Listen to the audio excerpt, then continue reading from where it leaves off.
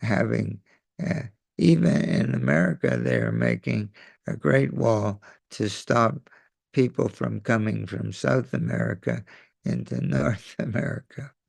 So this is defending or fearing that these people are coming, we need. So eating, sleeping, defending, and our mating is very, very elaborate. Yeah, dogs and cats can mate on the street without special arrangements, but we're having all our clothing, our house, our job, how we're grooming ourselves, and what kind of car we're driving, all for the purpose of sex life. Or owning a skyscraper building because showing that I'm a very powerful man, a very great phallic symbol, a skyscraper building. So this is the sex life of the human. But more in the, just as they're eating, sleeping, defending, and sex life, we're having our eating, sleeping, defending, and sex life. If we're not becoming spiritualized, if we're not inquiring into the purpose of life, if we're not inquiring, trying to understand why am I in a suffering condition, then we're no different than the animals, except that our eating, sleeping, defending, and mating are that very sophisticated, relatively. So we're a sophisticated animal. So the purpose of life, to understand what is the absolute truth and what is our relationship, our constitutional relationship with the absolute truth. That is described in the Vedic literature, that we are part and parcel of God. We are God. We're not the supreme God, but we're an indivisible, tiny part of God. Aham Brahmasmi, I am spirit. I am not material. I am not this material body. And the relationship, just like in every state, there is a constitution, the relationship of the citizen to the state is a constitution. What are our obligations and what are our rights? What are our duties in relationship to the state? And that is our constitutional rights, our constitutional duties. In the same way, we have a constitutional relationship in relationship to Krishna. What is our constitutional relationship? What is our constitutional position? Our constitutional position in relationship to Krishna is that we are his loving servants. We've all been created by Krishna only for this purpose. This is our purpose in existence, that Krishna, God, enjoys to be loved. And so he has created infinite number, trillions upon trillions of unlimited trillions of living entities to receive their love. And that is our constitutional position. We show our love in so many ways. and we call that service. But it's not service for just like in the marketplace or in the business place, people are doing a service, but they're doing it in order to get some monetary return. If they don't get their pay, their salary, they refuse to work. But our service in relationship with God is not for getting anything in return. Our service in relationship with Krishna is out of love. But because we're part of Krishna, like a leaf is a part of a tree, if the leaf pours water on the root of the tree, in this way the leaf is satisfied, nourished. So when the satisfaction that we're always looking for, we're always trying to be happy. The spirit soul is looking for fulfillment, looking for happiness. At every moment, everything we do, everything we think is an attempt to be happy. But we're trying to be happy by pleasing our material mind and our material senses. But we're not material. Therefore, we can never feel happy, satisfied. We may have some momentary, tiny pleasure, some momentary, but then we're again looking. What's next? What's next? Because we're looking for fulfillment. So that happiness as spirit soul, that we're part of the spirit whole, the relationship of the part to the whole, like the leaf is part of the tree, is that when the leaf pours water on the root of the tree, automatically, without separate endeavor, the tree is receiving what makes it fulfilled. In the same way, when our love is directed towards Krishna, we immediately feel fulfillment. We feel pleasure, spiritual pleasure. So we've been, somehow or other, we have made this choice. We've come from the spiritual world. It's our real home, but a certain minority, just like in the state, there is a certain minority of people in every political state, in every country. There's a certain proportion. They will not understand their constitutional relationship with the state. They will think I can make my own laws. I can be independent. I can enjoy myself. So for them, a prison house is made. Prison houses for their rehabilitation.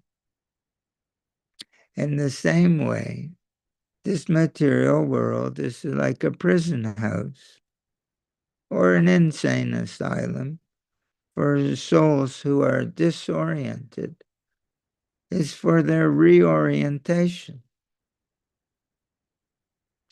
And but the individual spirit soul has this time minute independence that he can have a change of heart or not.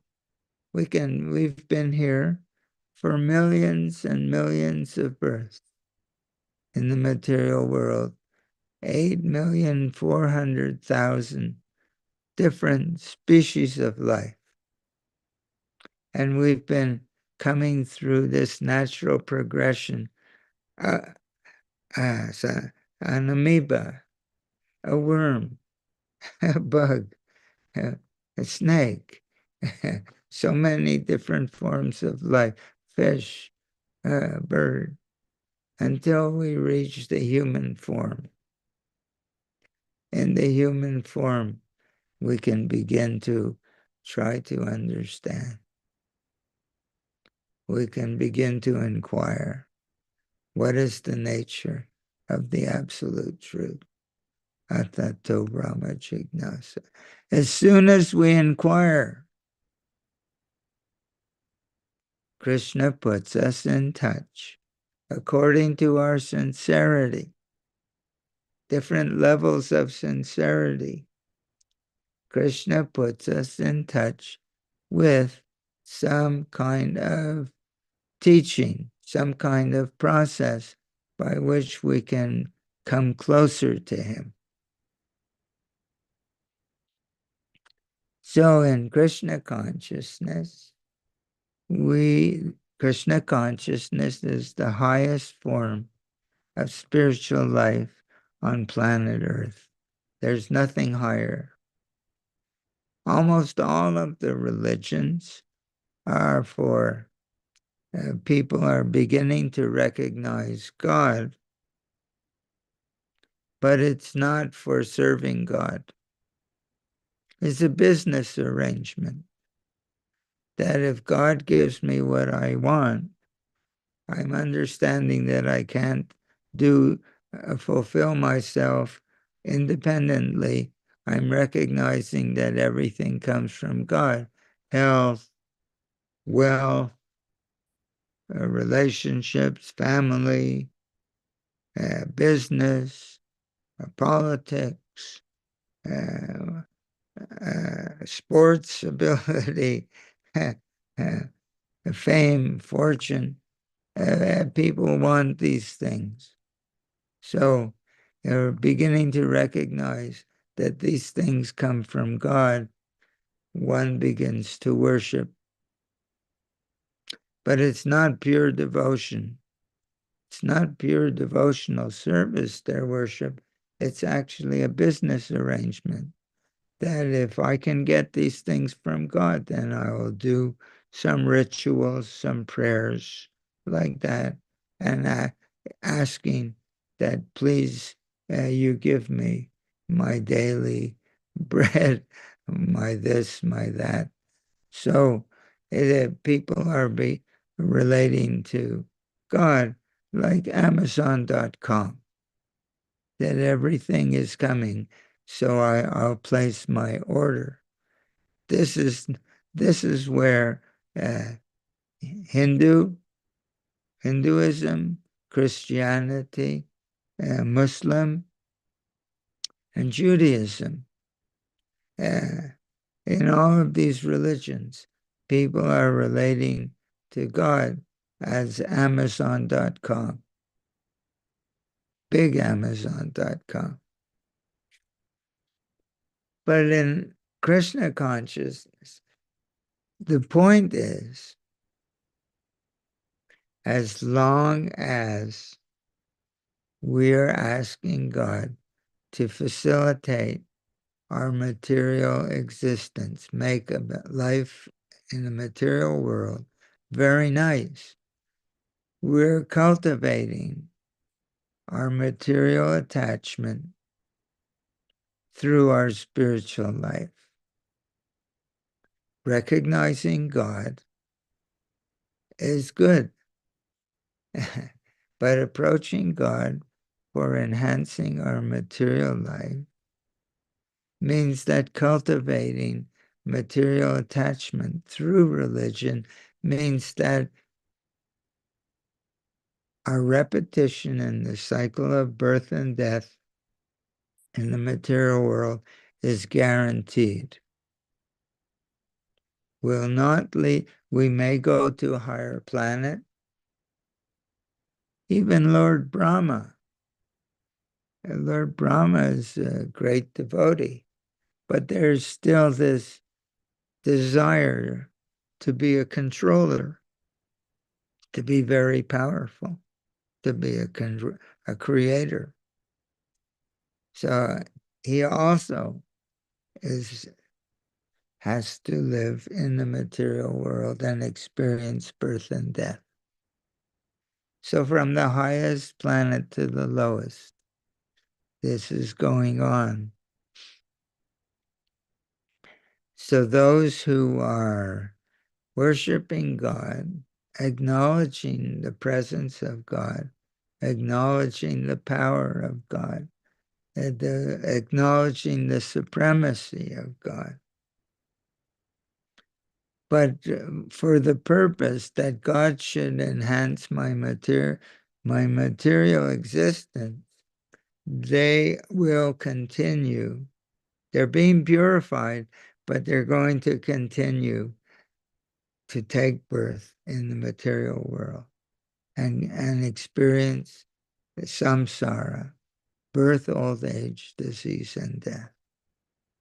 Only way to leave this material world is to have no more material desire. Only way to have no more material desire is to be totally in love with Krishna. When we become totally in love with Krishna, spontaneously,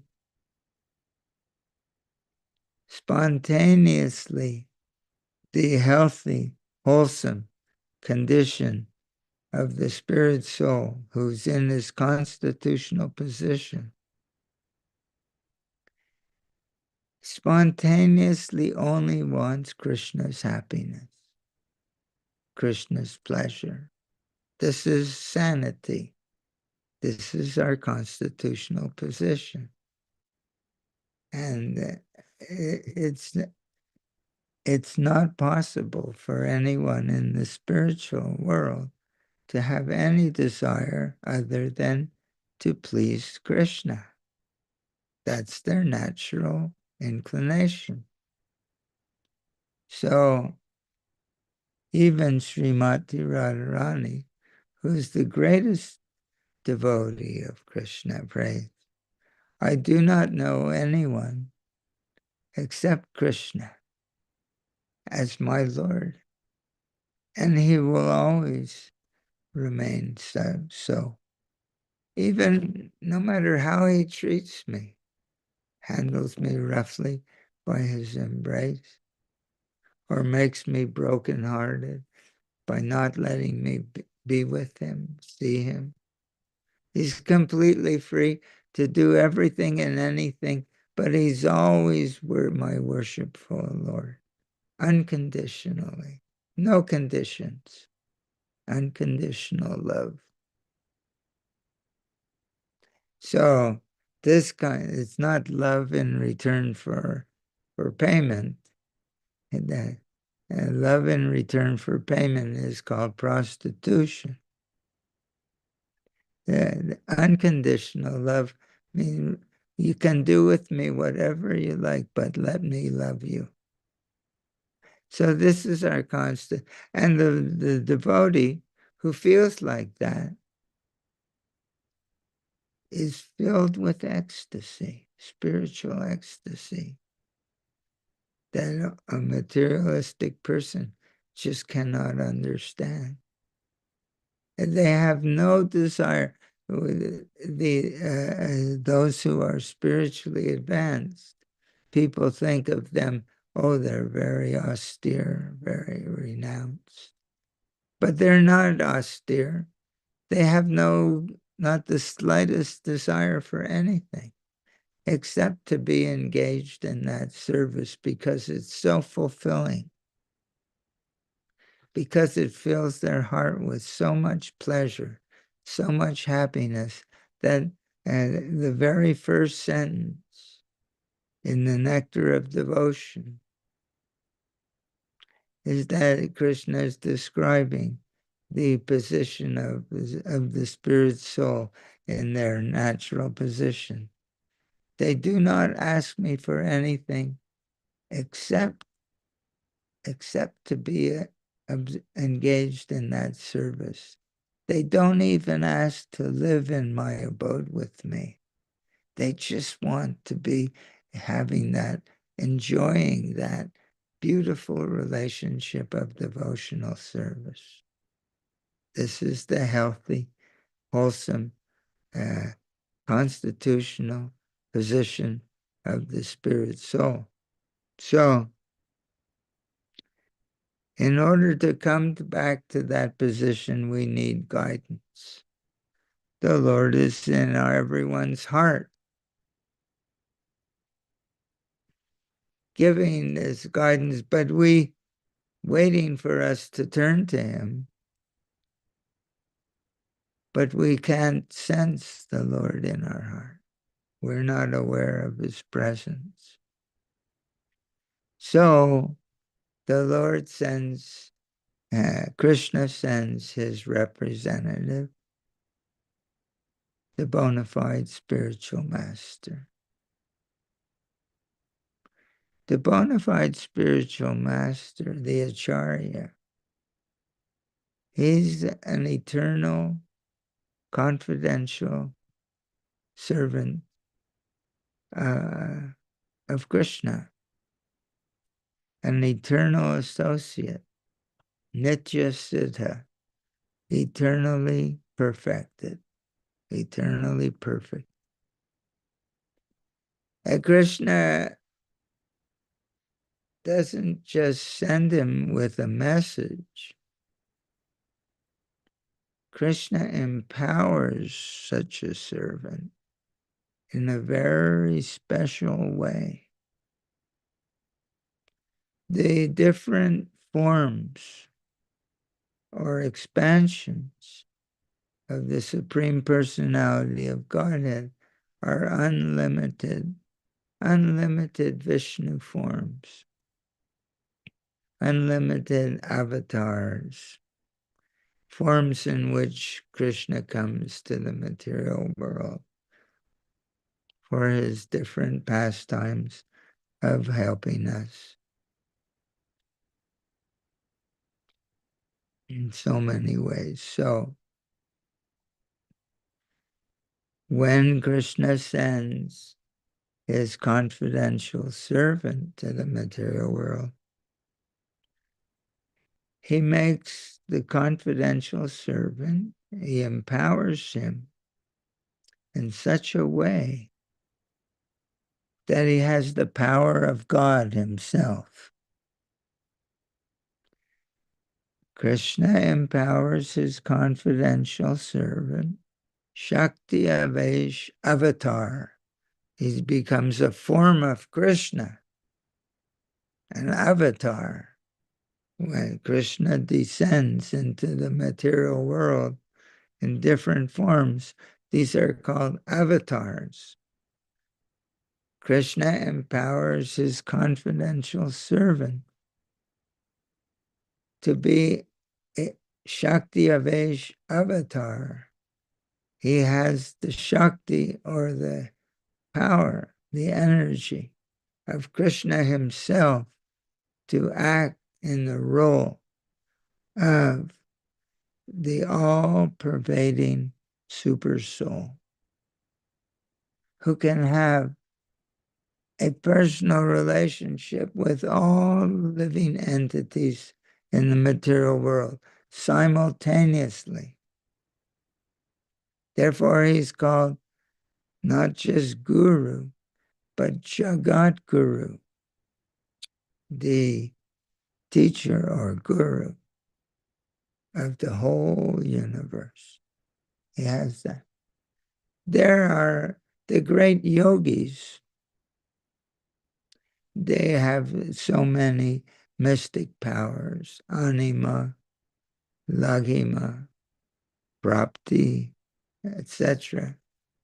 They can go to other planets. They can create a planet. They can destroy a planet. They can make anything appear from a distant place in their hand. They can become smaller than the smallest, move through walls, larger than the largest, have a form the size of a mountain. Their eightfold mystic powers, Srila Prabhupada explains that the power of Krishna's pure devotee makes all of these eightfold mystic powers as insignificant. But he acts like he's one of us. But he writes again and again in his books that is a most great mistake to consider him as an ordinary human being, quote unquote, ordinary human being. He said, this is the greatest mistake. Rather, is explained in the very beginning of Sri Chaitanya Charitamrita, that we should see him as we would see God himself and have a personal relationship with him, just like we can pray to God and he can hear us.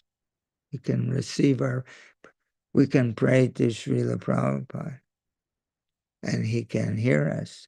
He can receive our prayers. And when he's pleased with us, as much as we turn to him and try to become his servants, that he's accepting, we cannot, although we understand immediately under proper guidance this philosophy that we are eternal servants of Krishna, loving servants of Krishna. We cannot begin to render personal service to Krishna.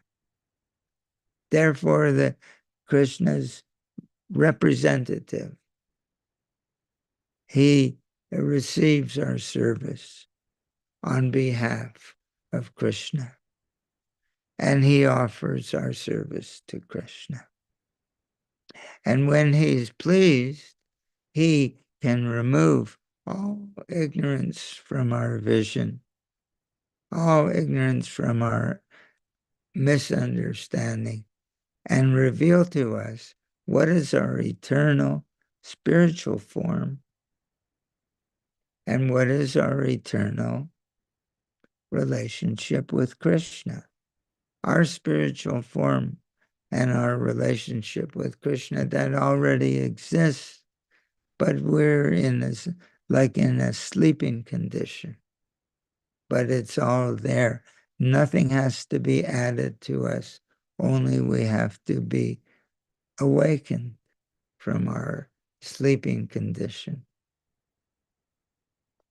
So, as Krishna says, we say again, Tesham satata yuktanam bhajatam priti purvakam, priti with love, that as we engage in loving service, Krishna from within, he gives us the knowledge by which we can come closer to him, closer, closer, closer.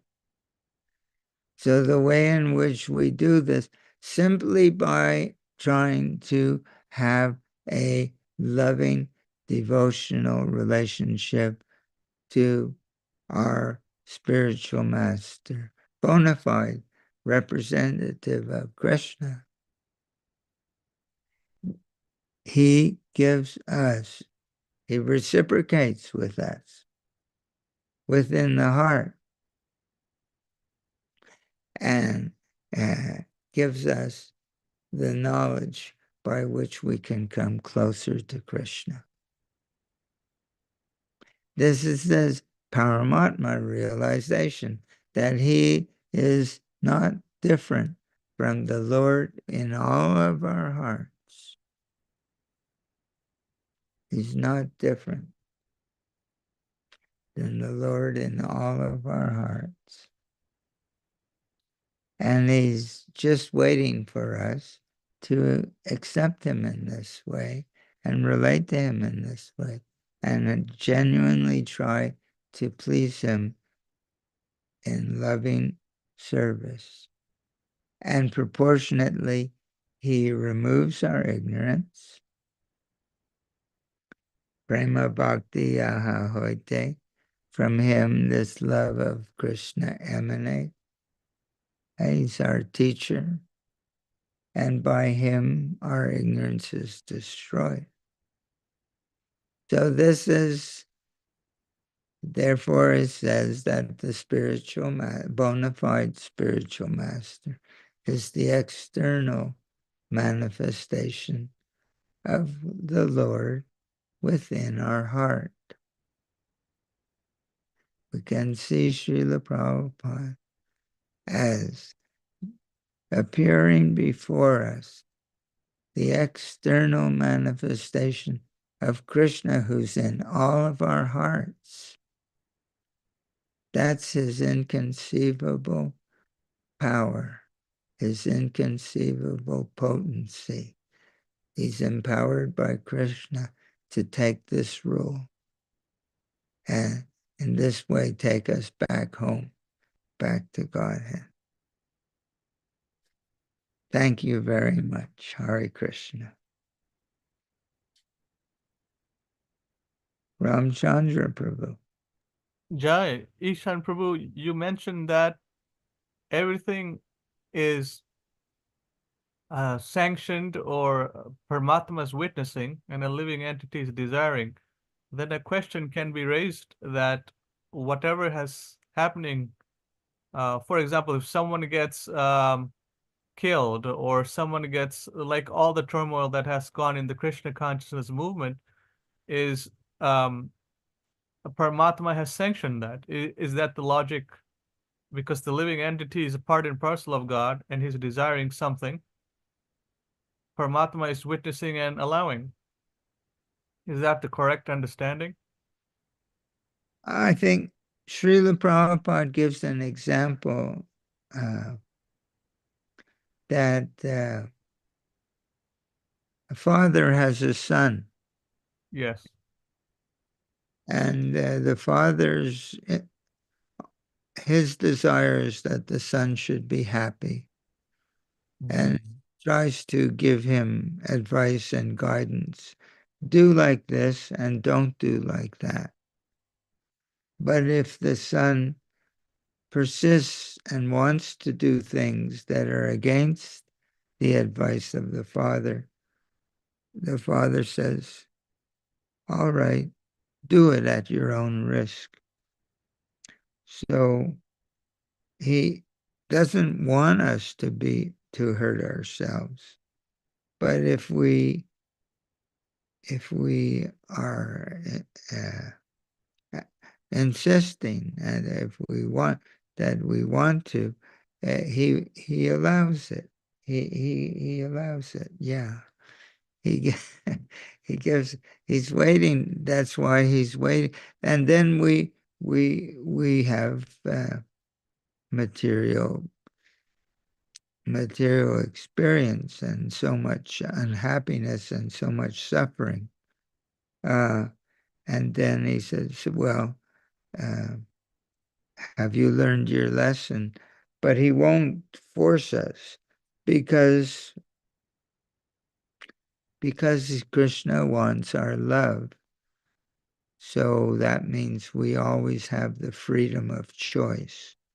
And he will give us remembrance of him, and he gives us forgetfulness of God. He gives us remembrance of God and forgetfulness of God. He gives us knowledge, material knowledge, and he gives us spiritual knowledge, all according to the desire in our heart. Does that make sense? Yes, Ishwar Prabhu. Yes, so that's clearly explained that the desire is fulfilled, and but Krishna does not want you to do it, but you still insist on doing it, so it's sanctioned, or But sometimes not sanctioned as well. yeah, he can, he could, we've turned our backs on Krishna. we have become envious of Krishna's position. Krishna, he can make us disappear for our existence, but he maintains us. Yes. The material world, everything we have comes from him. The food, the light, the water, the jobs, the cars, the houses, the relationships, the families. Krishna is providing all of that because we want it. And at the same time, he's providing it in such a way that maybe we'll have a change of heart.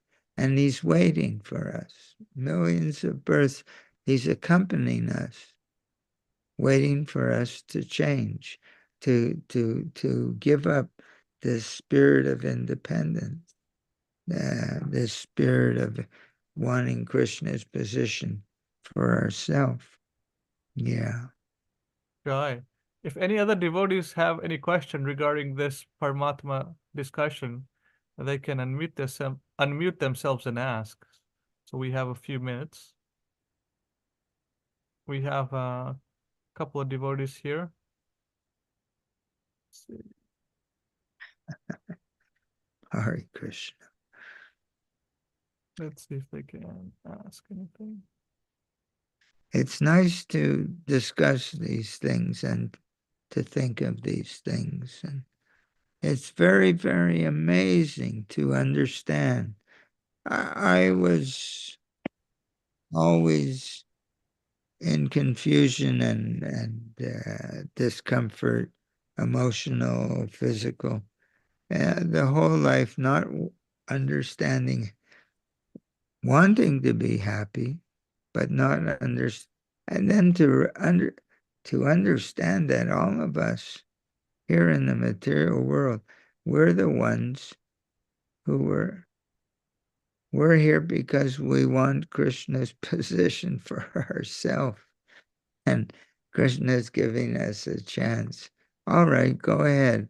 Have a shot at it. Have try it out.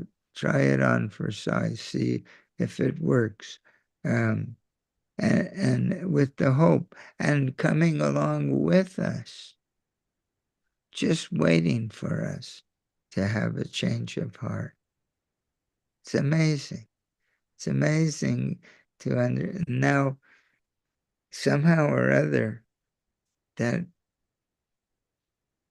still my heart I can see, understand is so much contaminated with material desires of so many kinds. But I know that now I have something to hang on to. I'm starting to, I'm taking the medicine, taking the cure, taking the rehabilitation, the reorientation. It may take more than one lifetime, but I want to progress closer and closer so that I can go back home to my real home. That's amazing to understand such a thing.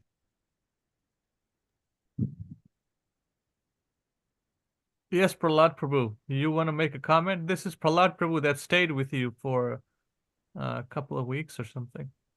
3 weeks. 3 weeks, yes. Yeah. I would say, so how do you differentiate between the true Paramatma and just the mind's mental image of wanting to think it's Krishna?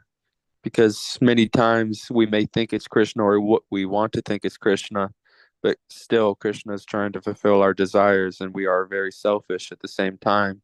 So how do you differentiate between the true voice and the not so true voice? Therefore, that's a very nice question. I mean, it's a very intelligent question. Therefore, the spiritual master gives us lectures and books, so much instruction. So when we feel that this is right or this is not right, we can consult these literatures, like we have nectar of devotion, nectar of instruction. We have Bhagavad Gita with commentary purport. So we have to Guru, Sadhu, and Shastra.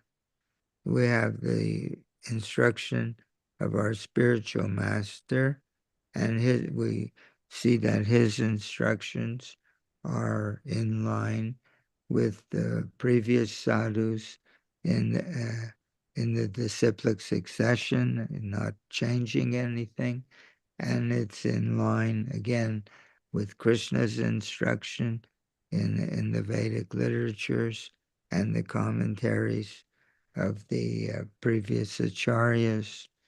So, if we think that we're doing some service and we have a desire or an impulse to follow a certain feeling from within our heart, then we need to see if this is if this is, what is the word? Uh, in alignment,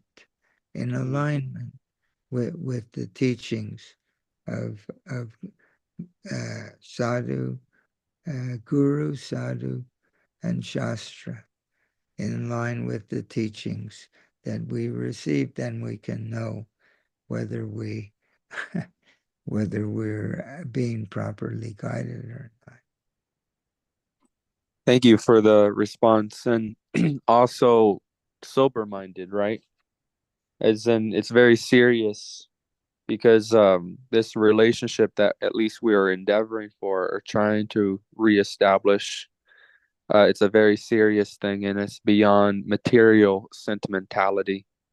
So many people, they like to project, um, what's that saying?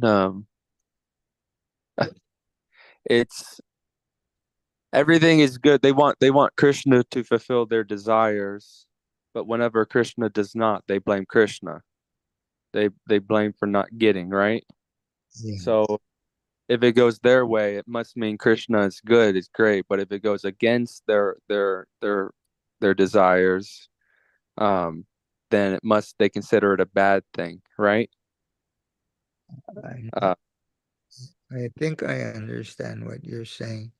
That if people think that God is there to fulfill my desires, if God fulfills my desires, then I like it. And but that's based on misunderstanding that actually we're there to fulfill God's desires.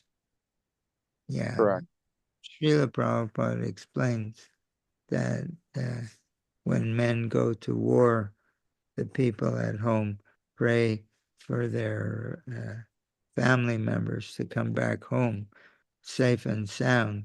And when they don't come back home safe and sound, then correct, they lose their faith, um, and they blame God. But we're not here because God has put us here uh, against our wishes. God has put us here to fulfill our desires. correct. It's not So, we're suffering. It's our mm, own fault. So we have to, just like the Gurukula children. Yes, I wanted to. Yes, very good point. The Gurukula children, many of them have turned against Krishna. Yes. Krishna consciousness because they did not receive very nice treatment in the Gurukul. But actually, everything that happens is coming to us. Uh, we have to accept some responsibility. No one is a victim in the material world. There are no victims. Hmm. Everyone is getting what they deserve. Karma. Yes. Yeah. And so it doesn't mean that the abuser will also get off completely free. The abuser will also have to pay the price for his wrong or her wrongdoings, but what the individual student in the Gurukula system has to accept is that I have also come to this material world as to be an enjoyer against my constitutional position. I am also a criminal in that sense. And now, and I also have karma, and there, Mm. and so instead of saying that I have been mistreated by this Krishna consciousness, therefore I'll not do it, is to say that I've actually been given the tremendous privilege of having this knowledge, this philosophy made available to me in spite of the fact that I'm a criminal. And Mm. therefore, with great gratitude, I can take it up and accept responsibility for my own suffering and have tremendous gratitude to approach Krishna, not to say that, oh, they have not treated me like I am a prince or princess from the spiritual world, and and therefore I'll not take this up. That's a great mistake on their part. You're I, s- right. I see that in the Gurukula. They're they're they're saying because they have not treated me wonderfully well, therefore I have an excuse. If one wants an excuse not to be a devotee, Mm. Krishna will give them all facility. Yeah, Mm. just like us. Right. Once we give up the victim mentality, we can develop, or we can at least taste what true victory is, because everything with Krishna, Krishna always wins. But it goes back to who do we put in the center? Do we consider ourselves the center of the universe, or do we consider Krishna the center? So there's always that duality.